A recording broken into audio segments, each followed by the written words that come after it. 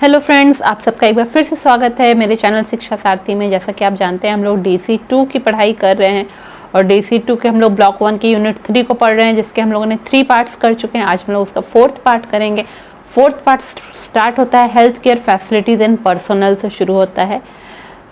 इसमें क्या बताया जा रहा है कि हेल्थ केयर, स्वास्थ्य की देखभाल की कितनी फैसिलिटी है, कितने लोग हैं उसमें। ठीक है, बेसिक हेल्थ सर्विसेज जो है बहुत मतलब कि जब इंडिया का आज़ादी हुई थी उसमें बहुत सारे लोगों के लिए बेसिक स्वास्थ्य सेवाएं बिल्कुल भी नहीं थी। ठीक है, उस समय एक कमेटी बनी जिसे भोर कमेटी कहते हैं, BHORE भोर कमेटी।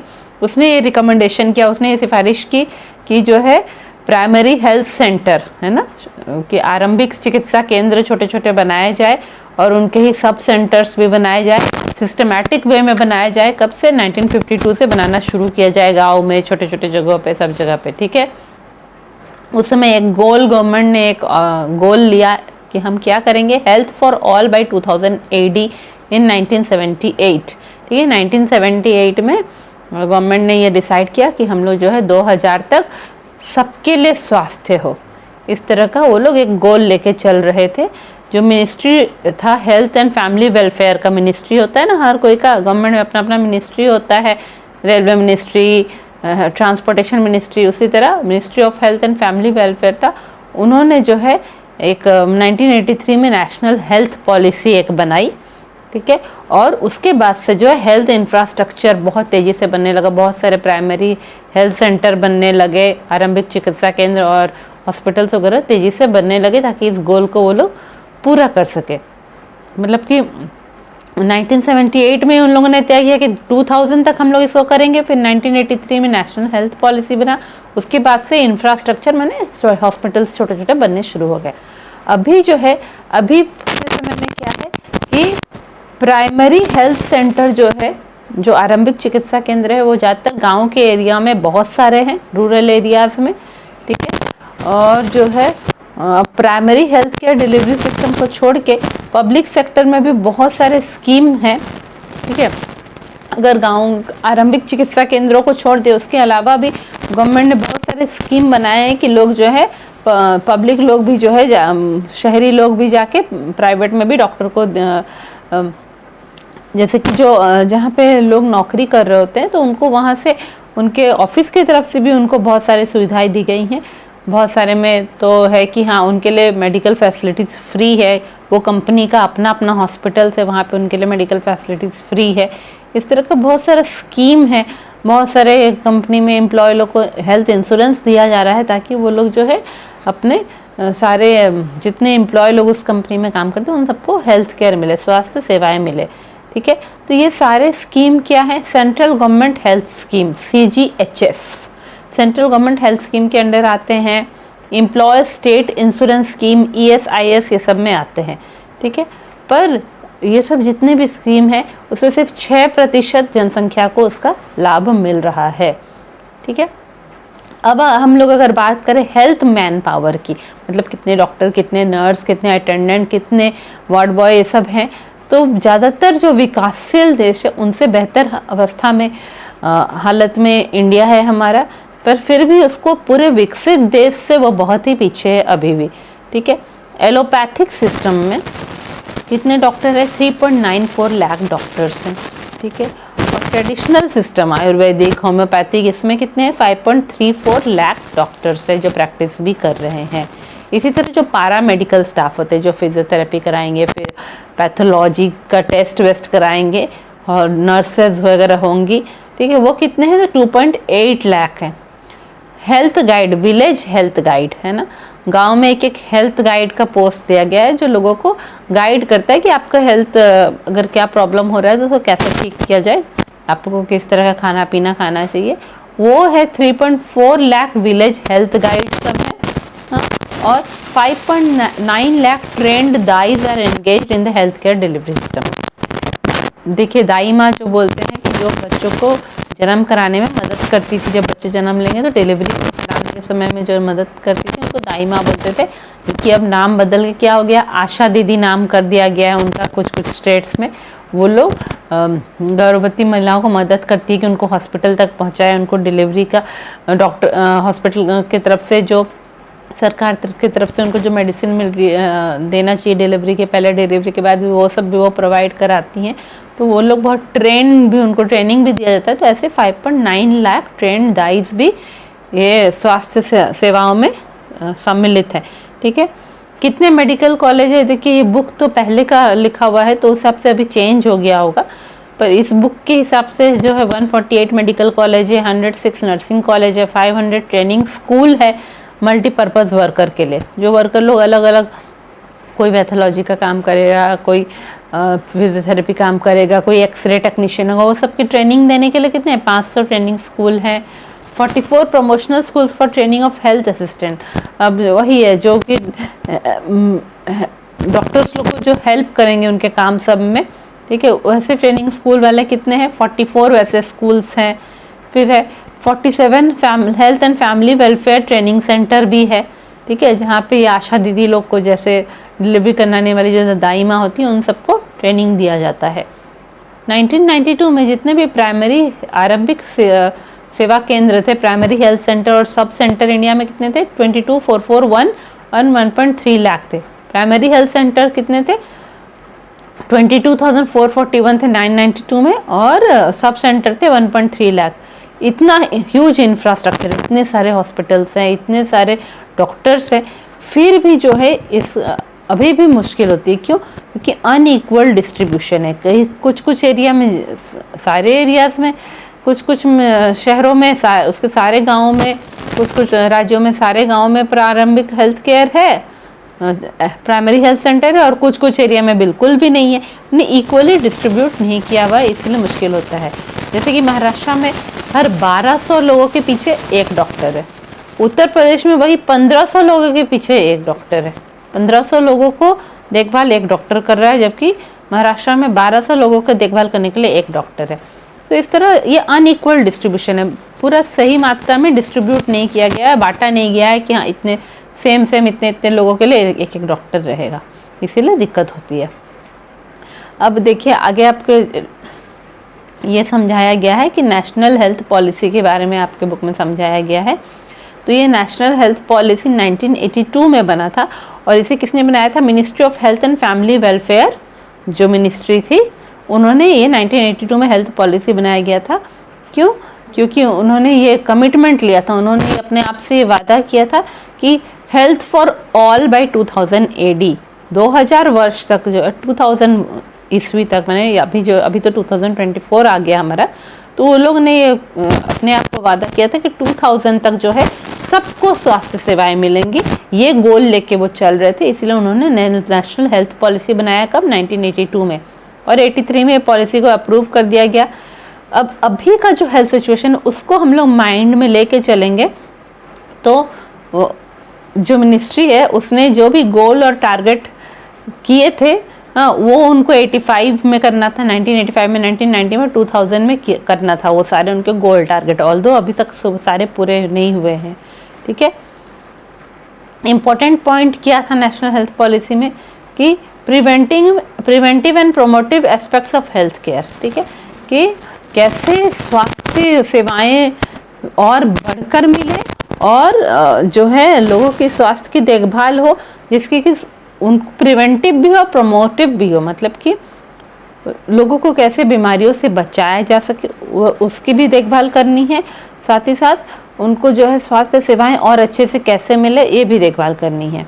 इसी तरह हर एक दरवाजे पे डॉक्टर मिल जाए आसानी से, इसकी भी तैयारी करनी थी। Emphasis on availability of health care at door step. ठीक है, हमारे ही एरिया में कोई ना कोई चिकित्सा केंद्र हो, हर एरिया में प्राइमरी हेल्थ सेंटर हो। ठीक है, उसके बाद हम लोगों ने और क्या टारगेट किया था नेशनल हेल्थ पॉलिसी का? और एक पॉइंट किया था, national medical and health education policy भी एक उनका बनाना था, ये भी उसको डेवलप करना था, उनका टारगेट था। फिर है formation of a health committee at every village to project health needs of the community.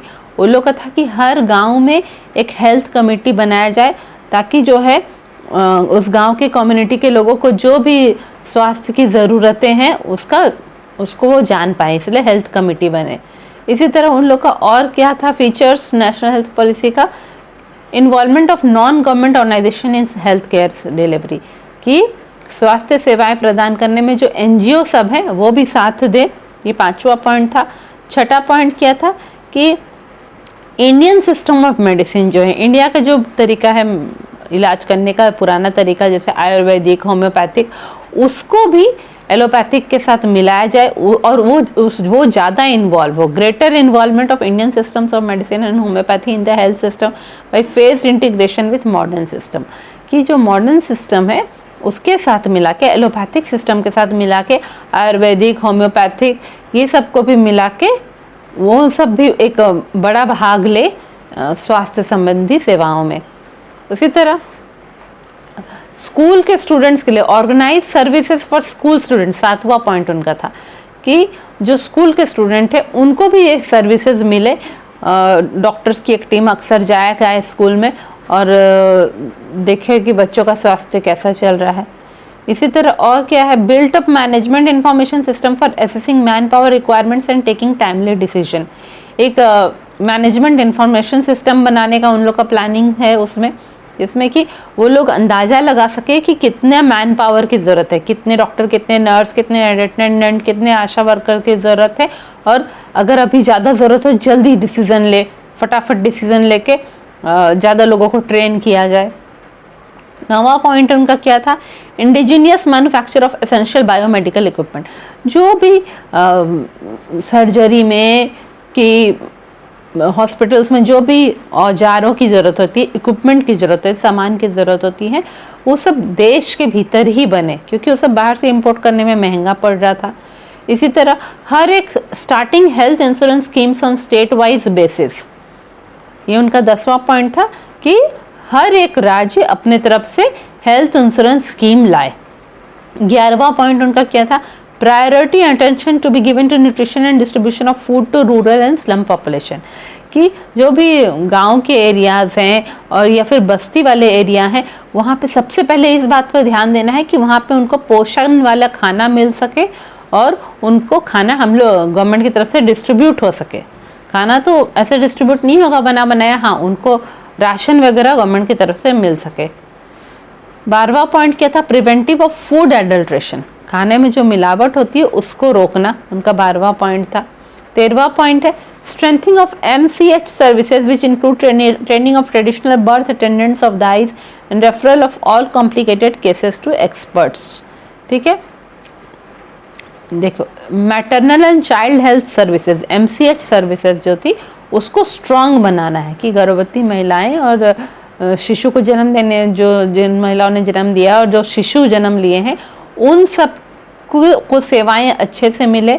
इसके लिए क्या था कि जो दाई माँ सब थी उनको अच्छे से, जो कि ट्रेडिशनली पुराने समय से वो लोग बर्थ कराती आ रही हैं, उनको सही ट्रेनिंग मिले अच्छी तरीके से, जो बर्थ अटेंडेंट लोग हैं उन लोगों को ट्रेनिंग मिले, और अगर बर्थ के समय कोई कॉम्प्लिकेटेड केस हो गया है कि हाँ ये ट्रेडिशनल दाई माँ लोग से नहीं हो पा रहे तो उसको तुरंत एक्सपर्ट को रेफर किया जाए, ये ट्रेनिंग उनको दिया जाए आशा वर्कर लोग को। ठीक है, फिर है 14th पॉइंट क्या, phasing out of private practice by doctors by providing non practising allowance. ठीक है, कि डॉक्टर्स देखिए हॉस्पिटल में बैठते हैं उसके जगह प्राइवेट प्रैक्टिस भी करते हैं ना, कई बार तो डॉक्टर हॉस्पिटल से गायब रहते हैं, अपने प्राइवेट क्लिनिक में बैठे रहते हैं।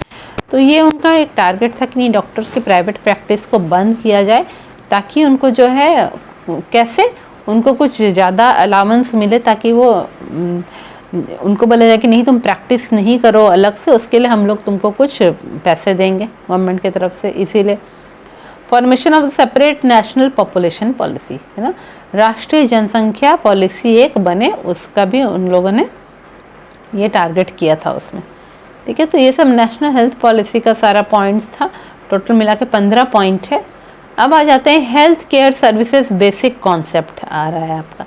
ठीक है, कि हेल्थ केयर सर्विसेज, स्वास्थ्य की देखभाल के लिए जो सर्विसेज दी जा रही हैं, स्वास्थ्य की देखभाल के लिए जो सेवाएं दी जा रही हैं उनके बारे में हम लोग पढ़ेंगे, उनका बेसिक कॉन्सेप्ट हम लोग पढ़ेंगे।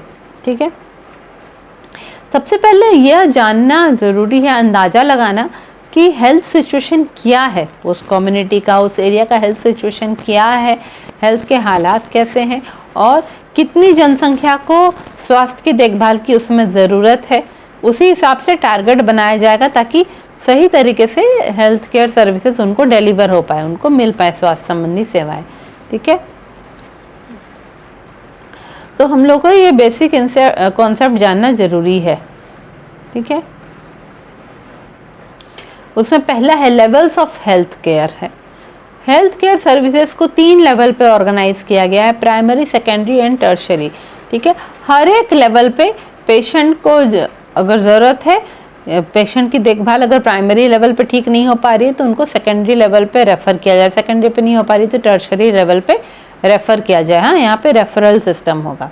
अब इसमें प्राइमरी हेल्थ केयर क्या है, सबसे पहला वाला, ये पहला कॉन्टैक्ट लेवल है जहाँ पे कि एक व्यक्ति जो है वो जो है हेल्थ सिस्टम के साथ वो कांटेक्ट में आ रहा है। मान लीजिए आज उसके पेट में बहुत दर्द है तो वो पास के छोटे हेल्थ सेवा केंद्र में जाके डॉक्टर या जो भी रहेंगे उनको जाके डॉक्टर को दिखा रहा है। ठीक है, तो ये पहला लेवल है कांटेक्ट का, जहाँ पे कि बहुत ज़रूरी सेवाएं उसको मिलेंगी कि किसी को बुखार है, किसी को डायरिया हो रहा है, किसी को पेट दर्द है, तो सब ज़रूरी सेवाएं उसको मिलेंगी ताकि उसको तुरंत आराम मिल सके।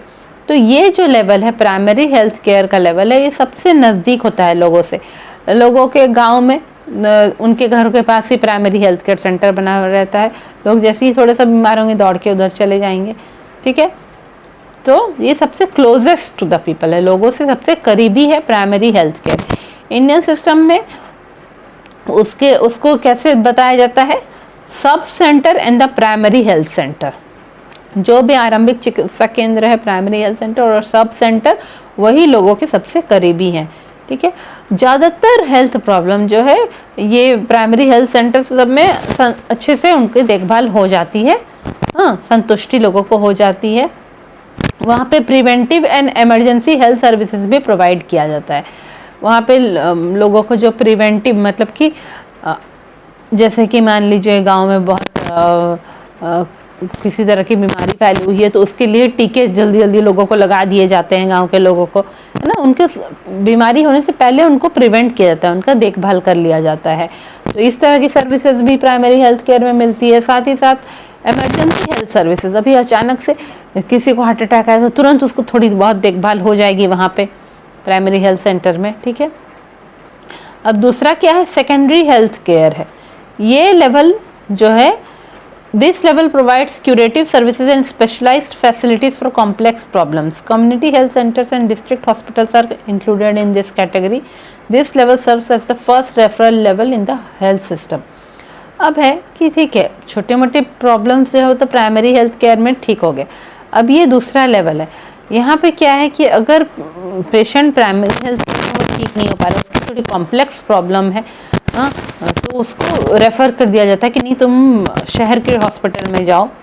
ठीक है, तो इसके लिए शहर में छोटे छोटे क्या बने हुए, कम्युनिटी हेल्थ सेंटर बने हुए। एक कम्युनिटी के पास एक हेल्थ सेंटर बना हुआ है और हर एक डिस्ट्रिक्ट में एक एक गवर्नमेंट का हॉस्पिटल है, वहाँ पे रेफ़र करके भेज दिया जाता है उस पेशेंट को जिसको थोड़ा ज़्यादा प्रॉब्लम हो रहा है, उसको प्राइमरी हेल्थ सेंटर वाले वहाँ भेज देते हैं। तो ये फर्स्ट रेफरल है हेल्थ सिस्टम में। ठीक है, जिनको थोड़ा कॉम्प्लेक्स प्रॉब्लम है तो वहाँ उनका इलाज किया जाता है। डिस्ट्रिक्ट हॉस्पिटल में बेड्स वेड्स सब होते हैं, वहाँ पे उसका इलाज किया जाता है। ठीक है, उसके बाद नेक्स्ट क्या है, टर्शरी हेल्थ सेंटर है। This level offer super specialised health services provided by regional central level institution. This centres also provide planning and managerial skills and teaching to the specialised staff. Medical college institutions fall in this category. The tertiary level supports and complements the actions carried out at the primary level. अब क्या है, ये जो tertiary level है, secondary level में क्या था, district hospital ही था खाली, पर ये जो टर्शरी लेवल में जो हॉस्पिटल्स रहेंगे उसके साथ मेडिकल कॉलेज भी बना रहेगा, वहाँ रिसर्च भी हो रहा होगा और लोगों को जो एकदम स्पेशल सर्विसेज चाहिए, किसी को मान लीजिए घुटने का ऑपरेशन कराना है, घुटना कि घिस गया है, घुटने की चक्की उसे बदलना है, किसी को बड़ा हार्ट ऑपरेशन कराना है। ठीक है, तो जो जिसको मतलब सुपर स्पेशलाइज्ड स्वास्थ्य देखभाल जिसको चाहिए, स्वास्थ्य सेवाएं चाहिए, उनको यहीं पे रीजनल या सेंट्रल लेवल इंस्टीट्यूशन से उनको मिलती है देखभाल। एक पर्टिकुलर रीजन में, मान लीजिए ईस्टर्न रीजन जो है हमारा, बोलेंगे कि भारत के पूर्वी क्षेत्र में जो है 2-3 एम्स के हॉस्पिटल हैं। ये इसका भारत का पूर्वी क्षेत्र का रीजनल सेंटर है, वहाँ पे लोग जाके दिखा सकते हैं वो 2-3 एम्स हॉस्पिटल में। या सेंट्रल लेवल इंस्टीट्यूशंस है, गवर्नमेंट के जो सेंटर में जो गवर्नमेंट है उसने कुछ इंस्टीट्यूशन बनाए हुए हैं, वहाँ जाके लोग दिखा सकते हैं, ठीक है, जहाँ को जिनको सुपर स्पेशलाइज्ड हेल्थ सर्विसेज चाहिए। ये सब सेंटर पे क्या होता है, जितने भी स्पेशल स्टाफ रहते हैं, जैसे कि मान लीजिए वहाँ पे अलग अलग डिपार्टमेंट के स्टाफ रहेंगे, कार्डियोलॉजी, हेल्थ, हार्ट के डिपार्टमेंट के स्टाफ रहेंगे, उनको पूरा अच्छे से प्लानिंग एंड मैनेजेरियल स्किल्स दिया जाता है, उनको पूरा ट्रेनिंग दिया जाता है कि आप कैसे प्लान करके अच्छे से पेशेंट को देखभाल करेंगे, और जब बहुत पेशेंट अगर आ गए तो उनको कैसे मैनेज किया जाएगा, ये सब की उनको ट्रेनिंग दी जाती है। वो स्पेशल स्टाफ सबको, अलग अलग डिपार्टमेंट के स्टाफ को अलग अलग तरह की ट्रेनिंग दी जाती है। तो इस कैटेगरी में क्या है, जितने भी मेडिकल कॉलेज सब है जहाँ रिसर्च वर्क भी चलता है, और जहाँ स्टूडेंट्स पढ़ते हैं MBBS और आगे फिर वहाँ पे इंटर्नशिप भी करते हैं, वो सब यहाँ पे आता है। और बड़े बड़े इंस्टीट्यूशंस भी, बड़े बड़े जो हॉस्पिटल सब है वो सब भी यहाँ पे आते हैं। तो प्राइमरी लेवल में जो भी एक्शन किया जा रहा था प्राइमरी हेल्थ सेंटर में, उन सबको और मदद देता है कौन सा, tertiary health centre. Tertiary health centre की तरफ से ट्रेनिंग देके उनको प्राइमरी हेल्थ सेंटर में डॉक्टर्स को भेजा जाता है। तो ये हमारा था, ये हमने क्या पढ़ा कि हेल्थ केयर सर्विसेज में पहले हमने लेवल्स ऑफ हेल्थ केयर पढ़ लिया। अब दूसरा है हेल्थ टीम कॉन्सेप्ट, ठीक है। आज के समय में क्या है कि जितने भी फिजिशियंस है, डॉक्टर्स है, वो ओवरवर्क्ड है, ठीक है। क्यों? क्योंकि जनसंख्या बहुत बढ़ गई है, सबसे डॉक्टर कम है, तो उनको बहुत काम उन पे पड़ जा रहा है। हॉस्पिटल्स में भी देखते हैं, अपने प्राइवेट क्लिनिक में भी आके देखते हैं तो बहुत पेशेंट उनके पास रहते हैं। तो इसीलिए उनकी मदद करने के लिए कुछ ऑक्सिलियरी लोग को ट्रेनिंग दिया जाता है। मतलब कि मान लीजिए आप एक आँख के डॉक्टर के पास गए, तो आँख के डॉक्टर के पास अलग अलग तरह की मशीन है कंप्यूटर में लगी हुई, तो वो उन मशीन्स को ऑपरेट करने के लिए वो ऑक्सिलियरी लोग जो हैं उनको ट्रेनिंग दी जाती है, ठीक है। और वो लोग वो मशीन को ऑपरेट करते हैं। तो पहले पेशेंट को वो सब सारे मशीन में चेक कर देंगे, एक डेटा लिख देंगे और लिख के डॉक्टर के पास उसको भेजेंगे। तो ऐसे डॉक्टर का बर्डन कम होता है। तो वो मशीन से ऑपरेट करने के लिए उनको अलग से ट्रेनिंग दी जाती है। ऑक्सिलियरी वर्कर किसको कहेंगे? जिसको कि फुल प्रोफेशनल क्वालिफिकेशन से कम नॉलेज है किसी फील्ड में और उसको एक प्रोफेशनल वर्कर सुपरवाइज कर रहा है। मतलब कि उसको एक डॉक्टर के जितना नॉलेज नहीं है, ठीक है, डॉक्टर से कम नॉलेज है और वो कुछ स्पेशल चीज़ सबको हैंडल करना जानता है, और पर वो ऐसे नहीं कर रहा है, डॉक्टर की निगरानी में कर रहा है। डॉक्टर उसको जहाँ वो गलती होगा वो डॉक्टर से पूछेगा, डॉक्टर उसको सुपरवाइज भी करता जाएगा कि हाँ ऐसे इस मशीन में ऐसे चेक करो, ऐसे करो, ठीक है। वो एक ऑक्सिलरी वर्कर होता है कि उसको पूरा डॉक्टर के जितना उसका क्वालिफिकेशन नहीं रहता है।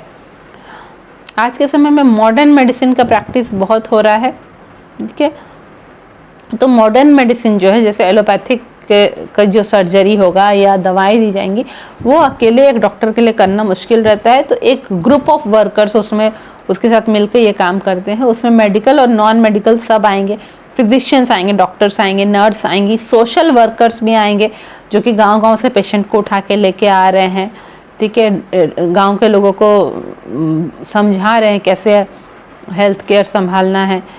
फिर हेल्थ असिस्टेंट भी रहते हैं जो डॉक्टर को मदद करते हैं, नर्सेस को मदद करते हैं, विलेज हेल्थ गाइड भी रहते हैं, ट्रेन दाई सब भी रहती हैं। ये सब मिला जुला के आज के समय में मॉडर्न मेडिसिन, एलोपैथिक मेडिसिन में लोगों की देखभाल कर रहे हैं। तो एक जितने भी हेल्थ पर्सनल लोग हैं उन सबको एक टीम जैसा काम करके तब वो डिलीवर करेंगे, अपनी सेवाएं वो दे सकते हैं। एक टीम के जैसा उनको काम करना होगा। हेल्थ टीम को अगर परिभाषित करने बोला जाए तो बोलेंगे कि ग्रुप ऑफ पर्सन्स, एक ग्रुप लोगों का जिनका कि एक कॉमन ये गोल है कि हम लोग को लोगों को स्वास्थ्य देना है, उनका कॉमन ऑब्जेक्टिव है। और वो कैसे ऑब्जेक्टिव बना, वो देख रहे हैं कि हाँ कम्युनिटी को इस स्वास्थ्य की सेवाएं की ज़रूरत है, इसीलिए वो लोग ये गोल बनाते हैं कि हम सब मिलके ये स्वास्थ्य सेवाएं इस कम्युनिटी के लोगों को देंगे, ठीक है। और वो स्वास्थ्य सेवाएं देने के लिए हर एक मेंबर उस टीम का अपने तरफ से योगदान देता है, अपना कंट्रीब्यूशन करता है। कैसे? अपने कॉम्पिटेंस और स्किल्स के हिसाब से, उसको जितना नॉलेज है, उसने जितना ट्रेनिंग लिया है, उसने जितना सीखा है, उसी हिसाब से वह काम करता है वहाँ पे और अपना योगदान देता है। ठीक है। और जो दूसरे उसके साथ काम कर रहे हैं उनके काम को भी वह सम्मान देता है कि हम आपने ये काम अच्छा किया, मैं ये काम करूँगा करके सब एक दूसरे के साथ मिलजुल के एक हेल्थ टीम जो है वह काम करता है। तब जाके लोगों को स्वास्थ्य सेवाएं मिल पाती हैं। हेल्थ फॉर ऑल, है ना, जो वर्ल्ड हेल्थ असेंबली था, हाँ, विश्व हेल्थ असेंबली जो है वो अल्मा आटा इन मई 1977 में हुआ था। अल्मा आटा कोई जगह है, वहाँ पे मई 1977 में ये वर्ल्ड हेल्थ असेंबली हुआ था। वहाँ पे ये डिसाइड किया गया कि मेन सोशल गोल हर गवर्नमेंट का या फिर WHO जो है वर्ल्ड हेल्थ ऑर्गेनाइजेशन का, उन सब का मेन ऑब्जेक्टिव क्या रहेगा कि आने वाले वर्षों में जो है खासकर 2000 AD तक जितने भी लोग हैं पूरे विश्व में उन सबको इस तरीके से उनको स्वास्थ्य देना ताकि वो अपने सामाजिक और आर्थिक जीवन को फलपूर्वक जी पाए, है ना, फ्रूटफुल जीवन जी पाए। वो सामाजिक जीवन में भी खुश होकर लोगों के साथ रहे और आर्थिक जीवन में भी वो उनका हेल्थ ठीक रहे कि वो पैसे कमाए उनको और वो अपने घर परिवार को अच्छे से चला सके ताकि उनका प्रोडक्टिव लाइफ रहे। वो लाइफ में वो भी कुछ सेवाएं लोगों को दे रहे हैं और खुद पैसे भी कमा रहे हैं। इस तरह का जीवन उनका होना चाहिए, मतलब उनका हेल्थ ठीक होना चाहिए और वो अच्छे से काम करने चाहिए, कहना यही है। ठीक है। तो इसी गोल को बहुत अच्छे से लोग क्या बोलते हैं, health for all by 2000 AD HFA कहा जाता है। ठीक है। गवर्नमेंट ऑफ इंडिया ने भी वो वर्ल्ड हेल्थ असेंबली की बात मानी और बोला कि ठीक है, उसने भी उस डिक्लेरेशन में साइन किया। कब? 1978 में HFA में, health for all. Essential principal, सबसे जरूरी पॉइंट HFA का क्या है? Equity in health. हाँ, इक्विटी इन हेल्थ मतलब कि स्वास्थ्य सबको बराबर रूप से मिले। इसका मतलब सिर्फ ये नहीं है कि हेल्थ केयर सर्विसेज सबको एसेसिबल हो, सब तक पहुंचे हेल्थ केयर सर्विसेज, सिर्फ ये ही नहीं है। इसके साथ साथ ये भी है कि सामाजिक और आर्थिक विकास भी लोगों का हो, कम्युनिटी का सामाजिक और आर्थिक विकास भी हो, हर एक के पास हेल्थ केयर सर्विसेज अवेलेबल हो। ठीक है। तो ये जो हेल्थ फॉर ऑल कॉन्सेप्ट था, इसको एक बहुत ही क्रांतिकारी कॉन्सेप्ट माना गया और एक ऐतिहासिक आंदोलन माना गया इसको। ठीक है। तो इंडिया ने भी टारगेट किया था कि हेल्थ फॉर ऑल जो है वो 2000 तक पहुंचा देगा, वर्ष 2000 तक पहुंचा देगा। उसमें उसने भी टारगेट किया था कि क्या क्या होगा। तो उसने एक टारगेट किया था कि इन्फेंट मोर्टिलिटी रेट जो है, जो बच्चों की, जो बच्चे जितने दिन तक जो नवजात शिशु जिनकी मृत्यु हो जाती है उसको घटाना है। पेरीनेटल मोर्टिलिटी रेट, जन्म लेने के पहले के जो बच्चे या जन्म लेने के आसपास उनकी मृत्यु हो जाती है उसको भी घटाना है। क्रूड डेथ रेट को कम करना है। प्री स्कूल चाइल्ड का मोर्टिलिटी रेट जो है, प्री स्कूल चिल्ड्रन जो 1 से 5 वर्षों के, उनके भी डेथ रेट को घटाना है। मैटरनल, गर्भवती महिलाओं के मोर्टिलिटी रेट को भी घटाना है। इस टाइप से उसने टारगेट किया था, अलग अलग नंबर्स उसने दिए थे। ठीक है। इसमें आप बहुत सारे पॉइंट्स इसमें दिए हुए हैं कि टीकाकरण होना चाहिए। ठीक है। टीबी का टीकाकरण, लेप्रोसी का टीकाकरण और ऐसे जितने बीमारियों से ग्रसित लोगों को कम करते जाना है। फिर छोटे बच्चों को, प्रेग्नेंट वुमेन लोग को टेटनस देना है। स्कूल चिल्ड्रन लोग को टेटनस का इंजेक्शन देना है 10 साल में। 16 साल में DPT का इंजेक्शन देना है 3 साल से छोटे बच्चों को। पोलियो का, BCG का, DT का, जो नए बच्चे स्कूल में एंटर के 5-6 साल के बच्चे उनको DT का टीका देना है। छोटे नवजात शिशुओं को BCG और पोलियो का टीका देना है। ठीक है। और जितने अंधापन की बीमारियां उसको भी कम करना है। ठीक है। इसके साथ साथ और भी किया था, उसने सोचा था, इंडिया में टारगेट किया गया था कि जो है लाइफ एक्सपेक्टेंसी रेट है कि कितने लंबे वर्ष तक जी सकते हैं, अंदाज़ा लगाया जाता है, वो भी बढ़ना चाहिए पुरुषों और महिलाओं का। फिर जिन बच्चों के जन्म के समय 2500 ग्राम से कम जिनका वजन होता है उसको, उस परसेंटेज को कम करना है। क्रूड बर्थ रेट है ना, कि कितने तेजी से बच्चे जन्म ले रहे हैं उसको संभालना है। ठीक है। इफेक्टिव कपल प्रोटेक्शन है, एक दंपतियों को कैसे सुरक्षा दी जाए ताकि वो जो है उनका स्वास्थ्य ठीक रहे, ताकि बच्चे जन्म आसानी से हो। ये सब कुछ बहुत सारा चीज़ है इसमें। Net reproduction rate, growth rate, family size, pregnant mothers receiving antenatal care, deliveries by trained birth attendants, ये सब बहुत सारा पॉइंट है जिसमें टारगेट किया था इंडिया ने कि हाँ हमको इन्फेंट मोर्टिलिटी रेट 60 तक पहुंचाना है, पेरीनेटल मोर्टिलिटी रेट 30 से 35 पहुंचाना। इस तरह उसने यहाँ पे एक टेबल दिया है कि इंडिया ने क्या क्या टारगेट किया था। ठीक है, तो ये चैप्टर हम लोग पढ़ रहे हैं, इंडिकेटर्स ऑफ हेल्थ चैप्टर पढ़ रहे हैं। और बस आज के लिए इतना ही। पार्ट 4 के लिए और एक पार्ट में हम लोग ये चैप्टर को ख़त्म कर देंगे। पार्ट 5 में हम लोग शुरुआत करेंगे, आपका प्राइमरी हेल्थ केयर के बारे से शुरुआत करेंगे, उसके बारे में थोड़ा और पढ़ेंगे और ये चैप्टर पार्ट 5 में हमारा ख़त्म हो जाएगा। तब तक आप पार्ट 4 के वीडियो को देखिए। वीडियो को देखने के साथ साथ आप बुक को भी अगर सामने खोल के रखेंगे तो आपको ज़्यादा अच्छे से समझ में आएगा बुक के साथ साथ देखते देखते। और ये हमारा फिर और एक पार्ट में यूनिट 3 आपका कंप्लीट हो जाएगा ब्लॉक 1 का। थैंक यू, जल्दी मिलते हैं नए वीडियो में।